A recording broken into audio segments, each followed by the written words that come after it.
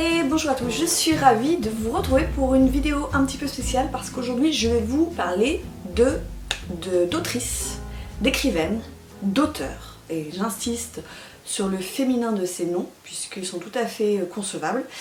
Je vais vous parler donc d'autrices que vous connaissez sans doute, que vous n'avez peut-être pas osé aborder pour certaines. En tout cas, vous allez voir que vous les connaissez, mais que je juge en tout cas badass. Et j'ai envie de vous les présenter sous un nouvel angle, par des bouquins qu'on n'a pas forcément l'habitude de lire chez ces autrices, en tout cas en premier. Et je voudrais vraiment vous les présenter parce que je les trouve exceptionnels, parce que je trouve que ce sont toutes les quatre des auteurs avec un E qui développent des histoires très intéressantes, des histoires souvent très sombres, empreintes de noirceur. Donc je vais pas vous présenter des auteurs où on va tourner les pages facilement ou bien légèrement. Ce sont vraiment des auteurs qui ont toutes les quatre, vous allez voir, un univers très fouillé, très approfondi et qui sont hyper intéressantes, notamment au niveau de leur écriture. Donc on va commencer tout de suite. Et pour commencer, je vais commencer par la reine du crime que vous connaissez, puisque je vais vous parler bien sûr d'Agatha Christie. Alors je vous présente ici ce premier livre qui est Mort sur le Nil, mais je ne vais pas vous présenter Mort sur le Nil puisque ce n'est pas le but. Vous connaissez tous Agatha Christie au moins de nom, vous l'avez au moins tous lu, ou alors vous avez sûrement vu à la télé une adaptation, puisque souvent c'est Hercule Poirot sont adaptés en téléfilm, mais Mort sur le Nil par exemple, je pourrais vous citer Le Crime de l'Orient Express, ou je pourrais encore vous citer son roman le plus connu, Les 10 petits nègres.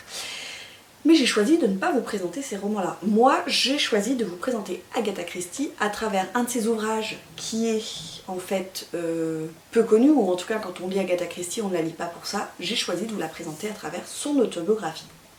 Donc qui s'intitule tout simplement Une autobiographie d'Agatha Christie, et j'ai l'édition du livre de poche. Alors, vous allez me dire, c'est un sacré pavé, c'est une grosse pavasse qui fait plus de 1000 pages, je crois bien. Un petit peu moins de 1000 pages. Bon, à la fin il y a la bibliographie qui pompe un peu des pages, mais on est sur un 950 pages. Ce bouquin, je me rappelle plus pourquoi je l'avais acheté, je me rappelle plus. Des fois je mets où j'ai acheté le truc là, mais là j'ai pas mis. Et en fait, quand je l'ai commencé, j'avais une lecture parallèle, et j'ai commencé ce livre, j'ai laissé tomber la lecture parallèle, et j'ai bouffé ce livre en 3 ou 4 jours, malgré l'épaisseur. C'est une autobiographie. C'est exceptionnel, et si vous voulez en savoir plus sur l'auteur ou si vous n'osez pas entrer dans son univers, je vous conseille absolument ce livre. Pourquoi? Parce qu'on va connaître Agatha Christie donc depuis sa plus tendre enfance, où on s'aperçoit qu'elle n'est pas allée à l'école, puisque à l'époque les filles n'allaient pas à l'école. Elle a quand même bénéficié d'une éducation parce qu'elle venait d'une famille où il y avait un petit peu d'argent. Notamment, elle s'est beaucoup intéressée à la musique lorsqu'elle était jeune, et elle adorait lire. Donc sa passion de l'écriture vient de sa tendre enfance où elle a appris à lire. C'est passionnant, on apprend plein de choses sur les mœurs de l'époque, à cette époque-là en Angleterre. Avant de se lancer dans l'écriture, Agatha Christie, elle a d'abord exercé le métier d'infirmière pendant la guerre. C'est là où elle a rencontré son premier époux, qui était aviateur. Et en fait, ce qui est super intéressant, c'est qu'elle se met à écrire pour le plaisir, en dilettante, et qu'elle ne se prend pas au sérieux. Elle a envie d'écrire des romans policiers parce qu'elle trouve ça intéressant pour elle. En fait, elle le fait d'abord pour elle, elle se raconte des histoires, elle écrit avec beaucoup de facilité. Et en fait, tout au long de sa vie, on se rend compte qu'elle a eu cette facilité pour écrire. De toute façon, vous n'avez qu'à aller dans une librairie, vous regardez le rayon Agatha Christie, il y en a une pléthore. Mais elle avait beaucoup de facilité pour écrire, et surtout elle ne s'est jamais prise au sérieux, c'est-à-dire qu'elle a envoyé un premier manuscrit à un éditeur, ça a été accepté, et ensuite à tour de bras elle a publié. Elle a quand même divorcé, elle est partie en Irak toute seule, elle a rencontré un archéologue, elle s'intéressait à l'archéologie, elle s'est remariée avec cet archéologue. À un moment donné, c'est très connu dans sa vie, il y a une période où elle a disparu complètement des écrans radars, où elle commençait à être très connue, où on ne sait pas ce qu'elle a fait pendant une semaine, on pensait même qu'elle s'était suicidée. C'est hyper intéressant, ça se lit comme un roman d'aventure, c'est incroyable. Si vous aimez aussi tout ce qui est sur la société anglaise, on apprend plein de choses. Je vous conseille à 1000% ce livre sur Agatha Christie, qui est vraiment un de mes livres préférés dans ma bibliothèque. Je le trouve vraiment hyper intéressant, hyper fouillé, passionnant, et c'est une façon autre d'aborder l'auteur. Et franchement, allez-y, vous ne serez pas déçus, ça se lit vraiment comme un roman parce que nous à côté on a vraiment des vies plan-plan. Agatha Christie, elle a vraiment eu une vie de fou. Donc je vous conseille absolument ce livre. La deuxième autrice que je voudrais vous conseiller, alors j'en ai parlé il n'y a pas longtemps sur le blog et sur la chaîne, puisqu'il s'agit de Joyce Carol Oates, qui est une auteure américaine qui a un petit peu plus de 70 ans maintenant, donc ça fait très longtemps qu'elle écrit, elle donne des cours à l'université, elle est vraiment reconnue dans la profession. Et je voudrais vous présenter un livre que je crois que c'est un des premiers livres de Joyce Carol Oates que j'ai lu et qui m'avait passablement marqué, et c'est pour ça qu'après je pense que le fait d'explorer son domaine a été beaucoup plus facile grâce à ce bouquin. Donc il s'agit de Petite Sœur Mon Amour, c'est chez Point, parce que je crois que elle est éditée chez Point dans tout ce qui est poche. Alors qu'est-ce que c'est Petite Sœur Mon Amour?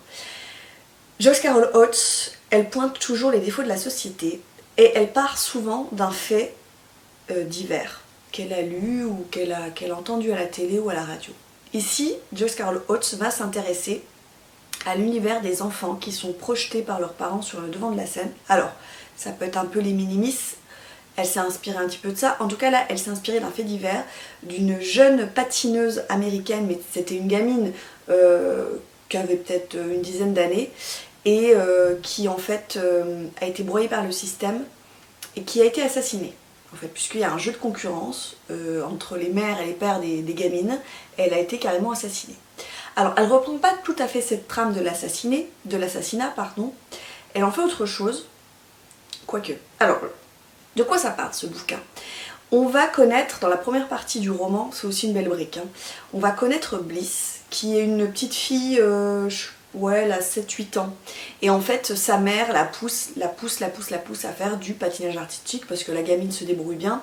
Et en fait, la mère vit par procuration le rêve qu'elle n'a jamais pu atteindre, briller sous les projecteurs, être habillée avec des paillettes, enfin vous voyez le truc. Et Bliss, elle a un petit frère, non c'est un grand frère, pardon, qui s'appelle Skyler, Skyler, qui lui est complètement laissé dans l'ombre, au profit de sa sœur, puisque pour les parents, il n'y a que la petite sœur qui compte. Pourtant, Skyler est très attaché à sa sœur, il la protège énormément, il joue beaucoup avec elle, il y a vraiment un amour fraternel exceptionnel dans ce livre. Ça, c'est la première partie du roman. Et puis, deuxième partie du roman, je vous le dis parce que de toute façon, c'est dans la 4e de couverture et ça vous spoile pas, Bliss meurt. Ça va, voilà, on passe pas sur... on sait pas si c'est un accident, on sait pas si c'est un meurtre parce qu'il n'y a aucune enquête. Bliss meurt. Et on va soupçonner bien sûr Skyler d'avoir tué sa sœur. Et là, on rentre... Enfin, dès le départ, on rentre dans un roman malsain avec cette mère qui vit par procuration à travers sa fille, qui ne jure que par la religion, qui veut voir sa fille au-dessus toujours sur la première place du podium, et si la gamine a le malheur d'arriver en 3e place, sa mère ne lui adresse pas la parole. Je vous rappelle que la gamine elle a 7 ans. Et la deuxième partie, on bascule vraiment dans le drame familial, comme Joyce Carol Oates sait le faire, dans la noirceur la plus pure, avec ce gamin Skyler qui est soupçonné d'avoir tué sa sœur, qui lui cède l'ombre finalement, avec cette mère qui devient complètement folle à la mort de sa fille. C'est, encore une fois, c'est exceptionnel, mais c'est d'une noirceur. Joyce Carol Oates, elle a vraiment le don pour disséquer les travers de la société américaine qui nous touche peut-être en France, mais un peu moins dans ce domaine-là.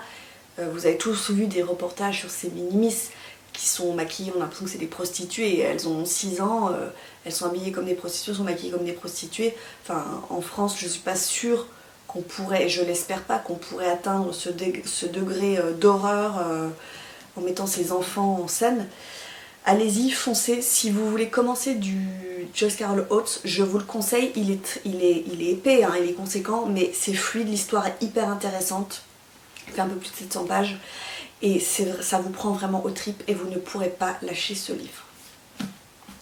La troisième auteure que je voudrais vous présenter, alors là encore une fois, elle est très connue à cause de ce livre. Rebecca de Daphné du Maurier, donc moi c'est l'édition livre de poche. Tout le monde connaît Rebecca au moins de nom, vous l'avez lu ou vous avez peut-être vu le film puisqu'il y a plusieurs films qui ont été adaptés. Rebecca c'est quoi? C'est l'histoire d'une jeune fille qui va tomber amoureuse d'un veuf qui s'appelle Monsieur Maxime de Winter. Elle va s'installer chez lui, donc ils vont se marier, hein, coup de foudre, ils vont se marier, elle va s'installer chez lui. Et en fait, la maison est hantée, alors elle n'est pas hantée au sens fantôme, mais la présence de l'ancienne femme de Maxime de Winter est toujours entre les murs. Et il va s'instaurer une ambiance très malsaine, très noire. Et la narratrice, qui n'a pas de nom, va enquêter en fait sur ce qui s'est réellement passé avec cette Madame de Winter.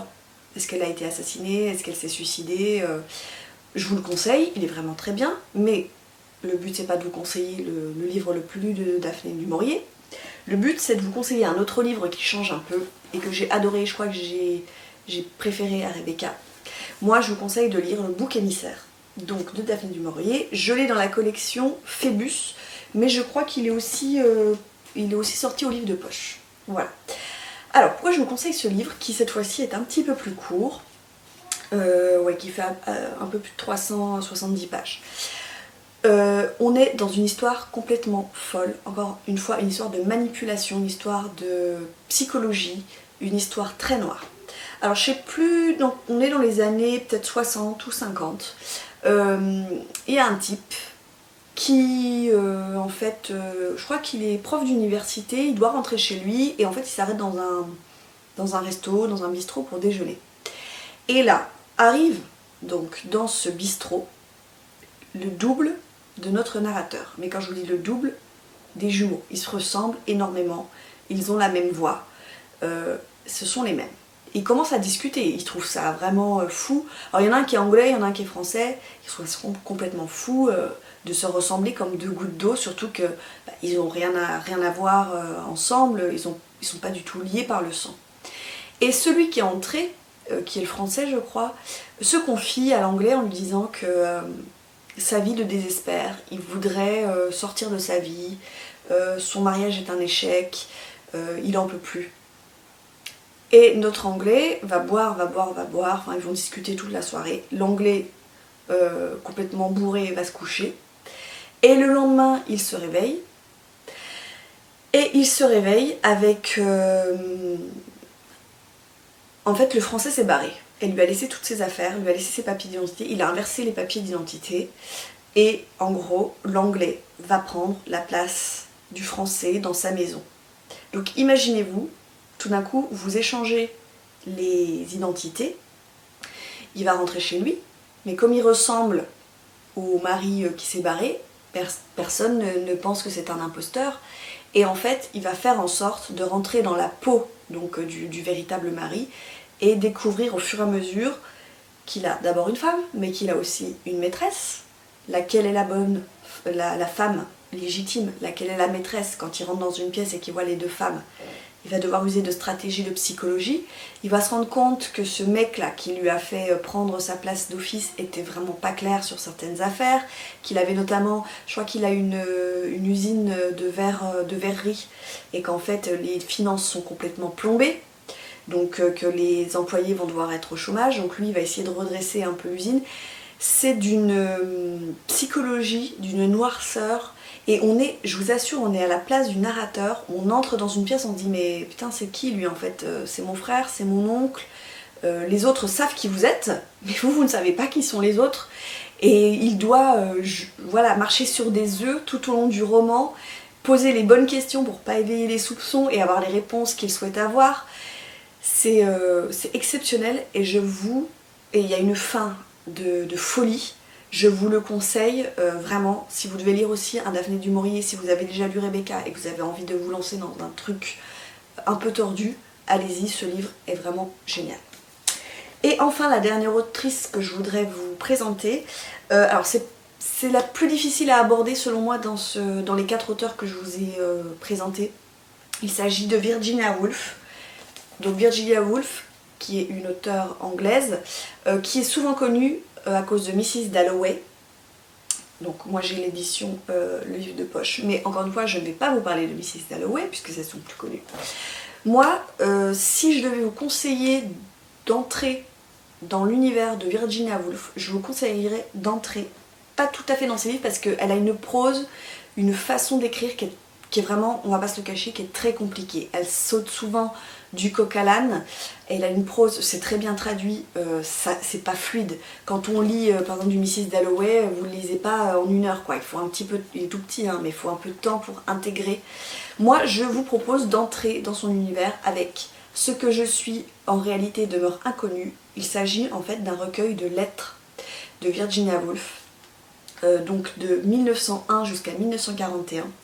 Et on a des lettres de l'auteur lorsqu'elle était vraiment gamine, quand elle était adolescente, qu'elle commence à écrire, à se poser des questions, quand elle rencontre son futur mari, Leonard Woolf. Elle nous raconte notamment, il y a une lettre qui est géniale sur sa nuit de noces, où elle raconte, je ne sais plus à qui elle raconte, parce qu'elle était très proche de sa sœur Vanessa, qu'elle appelle Nessa. Elle raconte sa nuit de noces.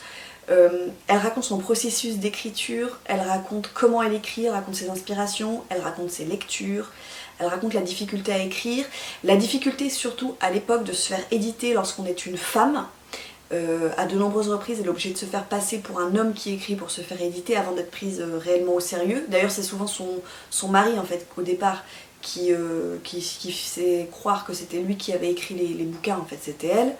C'est passionnant. Si vous voulez un livre qui vous permettent d'entrer dans son intimité, qui nous montre que cette femme, elle était fragile. Les médecins, parce que je pense qu'elle était bipolaire, et en fait les médecins toute sa vie lui ont refusé d'avoir des enfants. Elle avait un désir d'enfant qu'elle n'a jamais eu. D'ailleurs, je pense en grande partie, c'est pour ça qu'elle s'est suicidée, hein. Elle s'est suicidée à la fin, elle s'est jetée dans une rivière. Elle a fait de la dépression, mais je pense que ça venait du fait qu'elle voulait avoir des enfants et que les médecins lui ont dit non, faut pas qu'elle ait d'enfants, sinon ce sera encore pire. Et les livres sont devenus un peu ses enfants au final. Je vous conseille ce livre, c'est intense, on voit toute la fragilité de Virginia Woolf, il y a des lettres qui sont magnifiques, qui m'ont émue, notamment, je trouve que la dernière lettre, en fait sa lettre où elle dit qu'elle va se suicider, c'est une lettre qu'elle adresse à son époux. Moi elle m'a mis les larmes aux yeux, c'est vraiment un magnifique ouvrage et je vous le conseille vraiment pour découvrir cette autrice d'exception. Voilà, c'en est tout pour ma vidéo. J'espère que je vous ai convaincu avec ces 4 auteurs. N'hésitez pas à me dire en commentaire si vous avez lu les livres de ces auteurs, si je vous ai donné envie de découvrir ces auteurs à travers d'autres livres qui sortent un petit peu du commun. N'hésitez pas aussi à vous abonner, à mettre un petit pouce, vous savez que ça aide pour les statistiques de YouTube, ça me fait remonter un petit peu. Je réponds aux commentaires. Suivez-moi aussi sur Instagram si vous avez Insta, j'y suis assez prolixe. Je publie quelque chose tous les jours, souvent je parle de mes lectures qui sont en cours. Voilà, bah écoutez, je vous laisse, j'arrête de blablater, je vous dis à très bientôt dans une nouvelle vidéo. Prenez soin de vous et lisez bien d'ici là. Ciao!